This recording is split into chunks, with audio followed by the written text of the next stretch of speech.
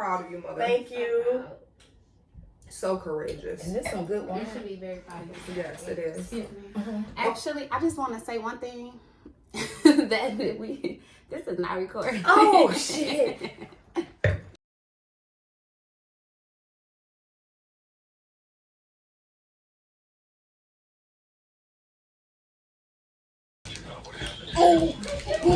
What's up, everybody? Welcome back to my channel. Thank you. Hold on, I wasn't finished Don't mind propping. her. I got the set prop. This is not for your thing. They don't worry about you. What's up, everybody? Welcome back to my channel. Thank you for tuning back in. Hi to all my new subscribers. If you're new here, this is Vlogs with Tia. I am Tia, and this is today's vlog. Right now, I'm at my mom's house. We're just chilling, me and my sister. We're actually about to get her podcast going. If y'all can see her in the back, setting up everything.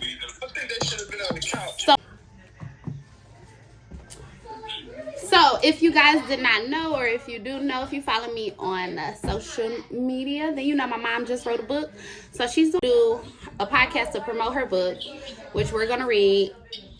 And I'm inviting y'all into the day with us. She got the whole setup going. She got the mic for her podcast, everything. So we got set up here. And then we'll sit here. And yeah, we about to get it started, y'all. I'm so excited. I'm very excited because her book is so good.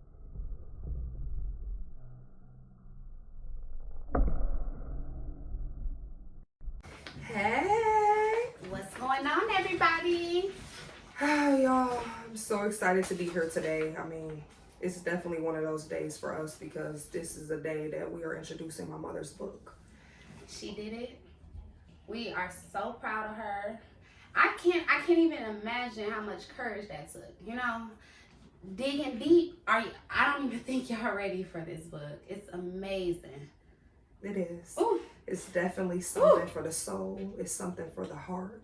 It's something for the people who love transparency. This book is one of those things where you find yourself in it. Sometimes you think about the things that you've been through and you've grown through and the person that you have become out of it.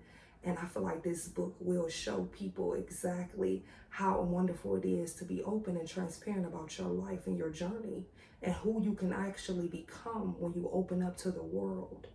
Yeah, I agree. I think it's literally living in your truth. You know, and that's what reading this book has shown me and taught me.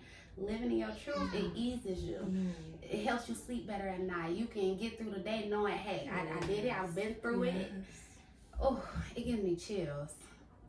I wanna shed light on my mother, our mother. Yes, talk to us. Are y'all ready? Yes. This powerful woman. Absolutely. And I keep saying powerful every Yes. time because that's how I feel. That's how I felt That's after what it reading it. It empowered her even more. You know, it gave me a newfound respect even more than I already had. So I'm excited. You ready to introduce Miss Leah? Come on, Ma. Say Hey, Ma. Hey, beautiful. Well, thank you, ladies. Thank you. These are my daughters, and I just wanted to open up my first podcast and to open up them to introduce my book because it's so important, and they were such the reason of a big change in my life. So my journey is their journey. And, you know, so we took it together because really we grew up together pretty much. You know, I was doing things by ear. So, but I really want to come on here to introduce Paulia's podcast. Now, this podcast is going to be about what we feel in our hearts about any situations. It could be the topic of the news or down from what you're just feeling in that moment or that day. You know, I don't want to put talk about everything literally and say it how you feel. Say it from your heart. This is Paulia's podcast is real. It's about our journeys and how we're getting through them so we can help the next generation, our daughters and sons, and see how they can maneuver to help our grandchildren and on from there. So that's definitely, excuse me, y'all. That's definitely the biggest thing I want to get out the whole podcast and the book is to help someone. Is to help someone to not go through what I went through, and it's an easier way, and to bring them closer to God. Is the ultimate goal, you know, and we are here for us. We are here for Him. Yes, absolutely. And we're here to help others. So that's why I'm here. That's why I'm telling my story and trying to get it out here. Proud. And not to bash anybody, because everybody understands that this is my story and this is how I felt in the moments that I was going through. And I love everybody and I thank everybody. And I just want to pray and just say God is good and we're going to get through this together as a family, and it takes a village. It does. It does. And so now we just gonna discuss a couple of things on the book. We're gonna give y'all a couple of little insights. I ain't gonna give away all the book, but the pre-sales are open now. Hey, let's take a toast on that because we drink. Yes. I'm so proud of you, mother. Thank you. The book is called Hiding in the Open because for pretty much predominantly most part of my life, nobody knew what I went through or what I was going through. So I named the book Hiding in the Open because that's what I was doing. I was hiding right in your face. You know what I'm saying? So, I don't know. I'm just going to get a couple opinions with my daughters because they had the pleasure of reading the book for the first time. And, you know, they want to just really speak on a couple of things that stood out to them so you could get a little feel for what the book is about. So yes, definitely. Yeah, Mom, I'm glad you touched bases on that. This part right here in the book really touched me. It touched me because it made me, it kind of took me back to a point in my life where I was in a girl's home, you know, and that part of my life, it felt like everything my mother was going through was so crazy. I felt what she was feeling. Being taken away from your family, not understanding, you know what I'm saying, being in that position, being put in, you know, around a lot of strangers, learning things. She actually started her menstrual in a girl's home, and I did too. So that was something definitely touching. Like I said, that was relatable. It was a relatable moment for me. I really did. I broke down and cried when I first read it, and it just made me feel like, you know, it took me back to my mother as a child, and it made me be able to relate to her so much more, you know, honestly, knowing who she is, that touched me a lot. So yes, I had heard what she said, and yes, I knew my life would change forever from that moment on. That lady made the phone call to my grandmother, was a social worker from the state, and she had no other choice but to take me into their custody until they could get a hold of my mother. Everyone in school was gone by the time I left with a social worker, so I never got a chance to say bye to anyone. I never went back home, so I couldn't say goodbye to my siblings, nor get all my pretty things I had. All I had was the clothes on my back and my book bag and a lunch pail, which at that point I was grateful for the big lunch my grandmother made me by the end of the day. I was starving. I was 10 years old, so I wasn't a baby, not yet a preteen either. So it was hard to replace me. I was the foster care center until the late night. I could hear the social worker on the phone trying to find me some placement. I'd heard her tell someone on the phone how she didn't know what else to do with me. All she knows is that the other option was juvenile, and she didn't want me to be locked up because I hadn't done anything bad. I instantly got scared. I started to cry for the first time that day. I just realized how all alone I really was. For the first time in my life, I had nowhere to go. I'd never been anywhere alone. I didn't know how to do my hair or take care of myself. What is happening? What is about to happen to me? I cried for a while, sitting there still listening to her beg people to take me in like a stray dog.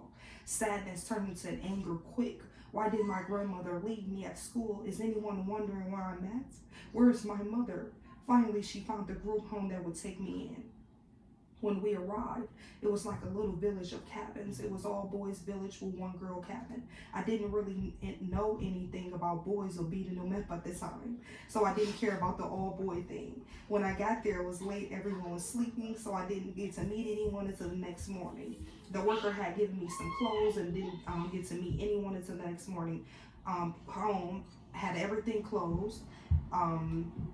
let me see, everything else I needed was 2 girls in a room there. So it's like 6 to 8 girls ranging from 8 to 11 from different ethnicities. There were 2 or 3 different women there to watch us. They made our meals, monitor shower time, something like house moms. I love some of them, others not so much. I was one house mom and she used to sing us to sleep while she worked. I loved it because she would always sing Anita Baker, You Are My Angel. It was so calming to me. My grandmother would wash and press our hair every Saturday night to get it ready for the week ahead. During the week, one of my sisters would do it. I wore a lot of ponytails and barrettes. I only had my hair out on special occasions, not even a bang out. So when it was time for my ponytails to be redone, no one was there to do them. The house moms would try to be, but they didn't know how to do black girls' hair. And I was stuck looking stupid with this thick ass one ponytail.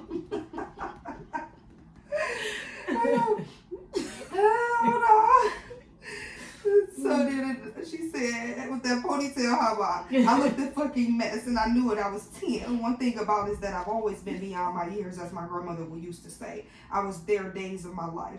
This 2 weeks, it was forever to go without seeing or hearing from anyone you ever loved when you are 10. When I walked in the room, my mother started to cry and hugged me so tight. I couldn't barely breathe, but I didn't care because I was just as happy to see her. She instantly started apologizing for what had happened to me and that she's been trying to get me home with her ever since. I've been gone. My grandmother told me she was pissed. My mother told me she was pissed at my grandmother and what happened to me, and she couldn't believe my grandmother gave me to the state to keep her boyfriend at the house. She promised to fight to the death to get me out of there. Then she looked up in the hair, looked at my hair and said, "Poor baby, let me fix your hair." She gave me 2 French braids. Aww. I wish I could have met her. Oh my God. I wish I could have met her. I do too. That's like, for real. That part was so touching. Yeah. Oh my God, when I say to y'all, I cried and like I said and laughed in the same token. And I remember being in a position when my mother, when I first got to a group home, my mother did 2 French braids and my hair was braids. And so like I'm saying, like it's so amazing. That you was reading, was like, Mama do this. Mama I can't do say this. that. Yep. I said, this is crazy because I remember my mother doing the same thing to my hair. My hair was in a big poop ball. I wasn't combed out from the root because I couldn't just pick it up. Girl, she came there and said, "Girl, let me get your hair again." All that she asked for the grease at the thing. They bought her the grease, girl. We was at the cafeteria table. She put 2 French braids in my hair and I felt That's so really much better. crazy. It just was That's crazy. Really crazy. That part, the same thing happened. man, life, man. And I'm just so happy you shared that moment with us, man. I'm so happy. Thank you so much for that. I love you. Y'all so sweet. I love you for that. You know, I wanna talk about a certain part as well. It also has to do with your mom. Mm-hmm. I guess that, touched both of us.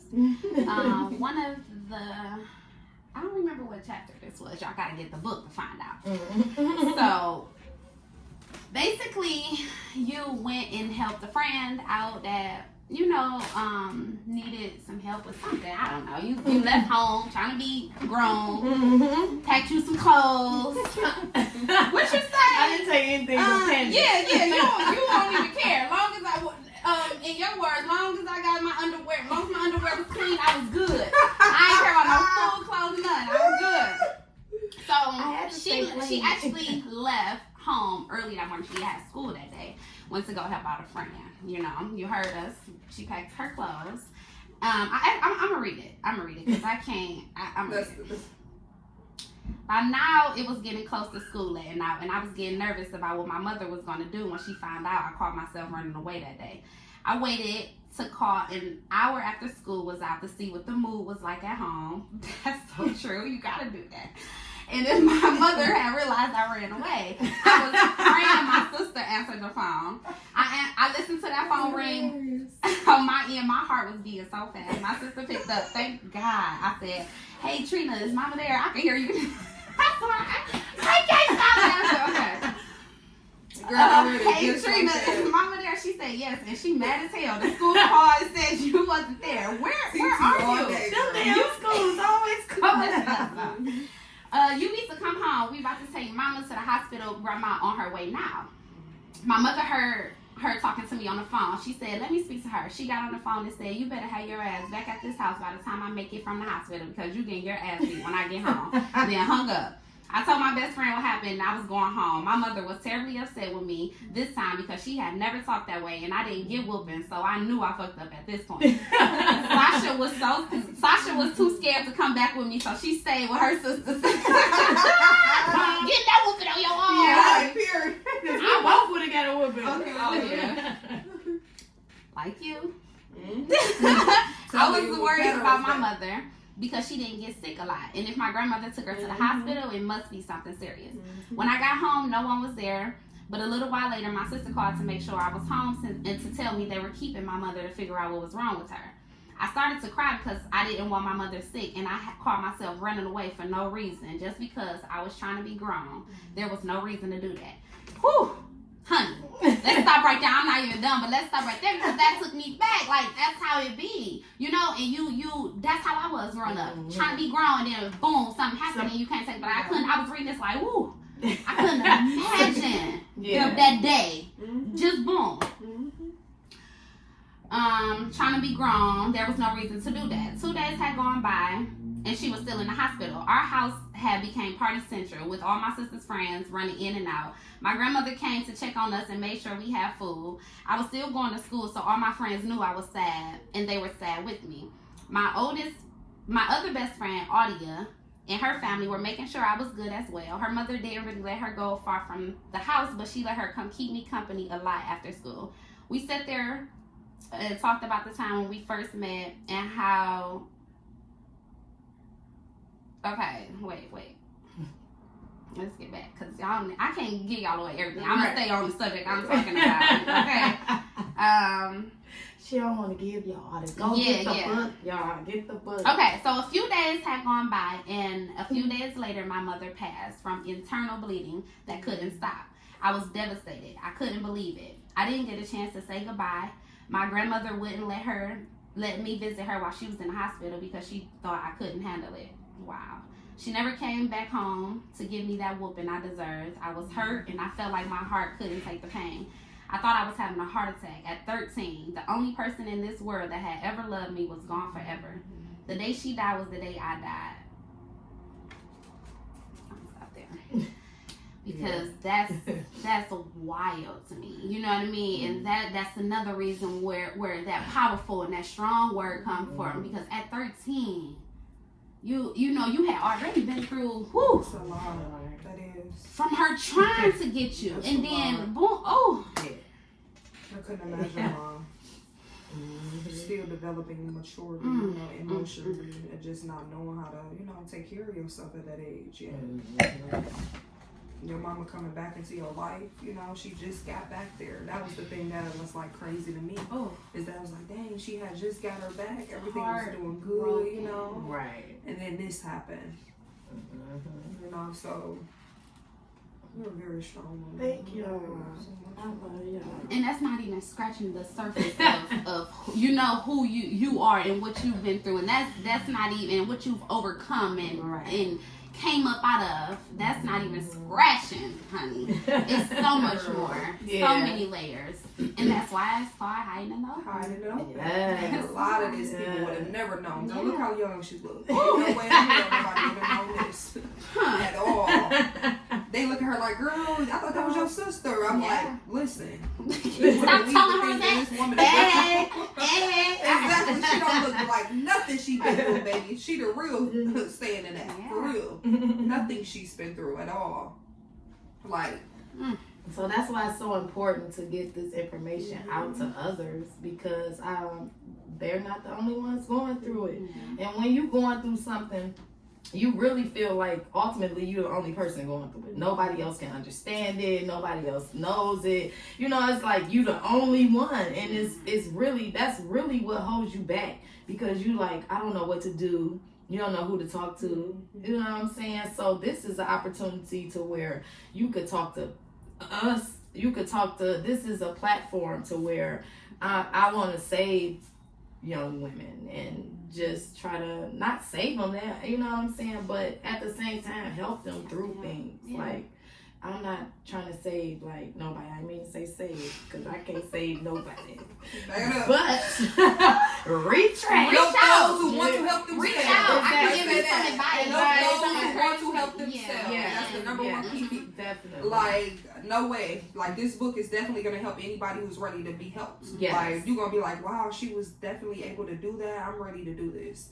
Because it helps you. Like, how do you feel even just, writing it? How did you feel? I feel like a weight has been lifted because now, the book, I was so ashamed of my life, and so I didn't talk about it a lot. I didn't really let things out, and this is therapy for me as well. You know what I'm saying? This is helpful for me, to get feedback, to know that people know now.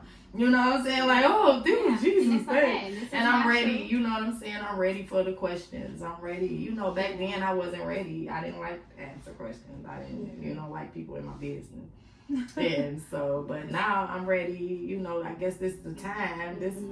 And we got these platforms, and we have to use them for the good, because this is what God wants. Yeah. He didn't take me through all of this so I can hold on to it. That's right. He took me through it so I could let it out, and it's going to help and affect someone else. So that's what we're doing. We're here. We made it. It's already affecting. It's working. I can't wait till y'all read this book, though, y'all. It's a lot. That little snippet ain't got nothing on what's to come. So how do y'all feel about the book and what y'all found out about your mom and me writing it, and what has changed that you guys done seen far as me in my life? I feel like your book really showed me exactly why you're the person that you are today. I feel like it showed me how different you actually are. Like, wow, she was really this person. You really allowed your trials and tribulations to make you a better individual. To see how rough rider you actually was. How you handle, why you handle certain situations you did growing up. It's like, I just couldn't believe half, but I'm like, oh my God, this lady has so much patience now, right? Like, it was just crazy to me, because I'm like, who is this? Yeah. Like, I never would have thought women was doing this stuff. I never thought mama would do this. I never, like, in a million years, it was just like, as I was reading, like I said, it was a roller coaster of emotions. I was up, down, I was crying, That's why, like, even the part I just read to y'all, like, we was laughing a little bit, and then boom, the sad part. And then boom, you was laughing. And then that part, I was so confused. Like, how you do that again? How you pop out of that? I don't know how to feel. How you ain't know you was pregnant for, you know what I'm saying? So that's where I always said I was, I was going because when you're young and you're not paying attention and not paying, noticing your body and the things that your body is going through, if no one is teaching you these things to notice, you just go on with your life, and it's like, okay, I don't even remember if I missed a period or not. You know what I'm saying? So it's like, next thing you know, shoot, by the time you do find out, it's like, okay, I'm here. So you feel relieved? I feel relieved. And anxious? Anxious. I'm happy that the book is coming out, and just like, so, I'm just ready to talk about it. I'm ready to problem solve for everybody else, and just like get into life and